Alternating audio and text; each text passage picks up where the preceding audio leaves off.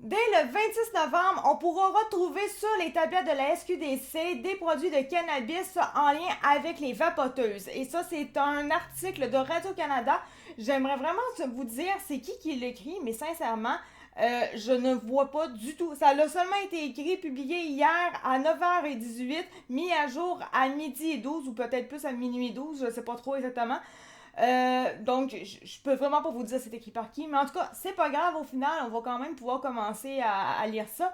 En raison du nombre croissant de consommateurs qui se tournent vers un marché illicite, la Société québécoise du cannabis, donc la SQDC, en fait, la SQDC, donc la Société québécoise du cannabis, ont remarqué que les consommateurs se tournaient de plus en plus vers les marchés illicites et c'est pour ça qu'ils ont décidé d'offrir des vapoteuses, des cartouches, des batteries et de les mettre sur les tablettes pour le 26 novembre 2025. Évidemment, l'ancien directeur de la santé publique, Luc Boileau, est pas vraiment d'accord avec cette décision-là.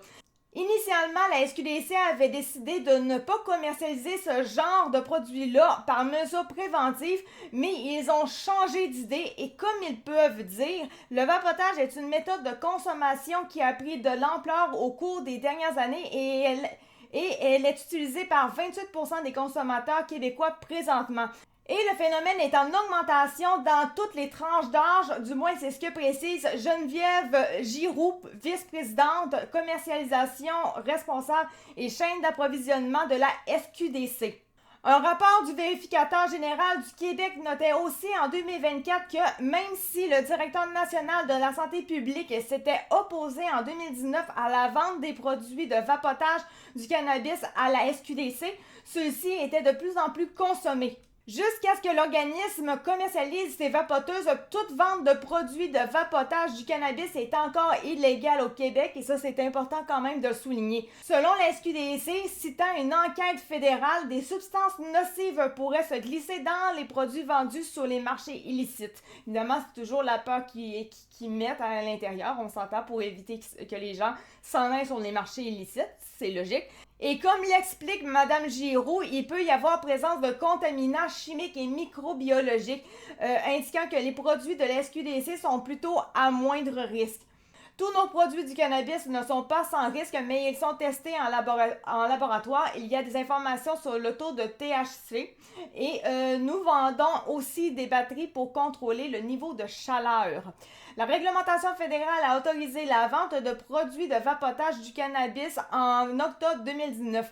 Au Québec, la loi encadrant le cannabis impose néanmoins certaines limites. Il est interdit de vendre des produits attrayants visant à attirer les jeunes consommateurs, par exemple en incluant des saveurs ajoutées. Leur vente se limite aux personnes âgées de 21 ans et plus et au taux de THC, ici on parle un maximum de 30% qui est exigé. Et c'est écrit cette limite bien en dessous des niveaux très élevés de THC que l'on peut se procurer dans la rue selon Jean-Sébastien Fallu qui est professeur en psychoéducation à l'Université de Montréal. Mais je dois vous avouer que cette phrase-là, j'ai de la misère à la comprendre. Cette limite bien en dessous des niveaux très élevés. C'est un petit peu bizarre comment c'est formulé. De ce que je peux comprendre, c'est qu'en fait, le maximum c'est de 30%, mais si on irait dans la rue, on aurait quelque chose qui serait beaucoup plus élevé en réalité.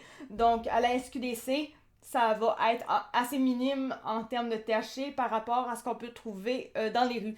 C'est vraiment ce que j'en comprends, mais c'est vraiment c'est bizarrement écrit en fait.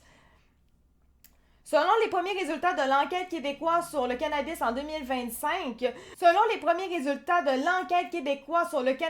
2025, près de 19% des personnes de 15 à 20 ans sondées consommaient du cannabis, soit environ une personne sur 5. Pour ces plus jeunes consommateurs, la vice-présidente s'en remet à la prévention. Pour les consommateurs de 21 ans et plus, les employés de la société ont reçu une formation pour accompagner et informer les consommateurs qui seraient tentés d'essayer le vapotage. Donc voilà pour ce qui est de cet article-là que vraiment j'ai beau chercher, je ne trouve vraiment pas du tout c'est qui a écrit ça. Je trouve ça vraiment plate d'ailleurs. Ça vient de Radio-Canada, mais c'est qui? On n'a aucune idée. Tout ce qu'on sait, c'est juste que c'est une photo de Radio-Canada. André Vuillemin, mais c'est pas lui qui l'a écrit. Je sais pas, c'est un petit peu plat. En tout cas, bref, merci de m'avoir écouté, c'était Actica de True Fact et on va se revoir quand même pour une prochaine vidéo. Merci, ciao, bye!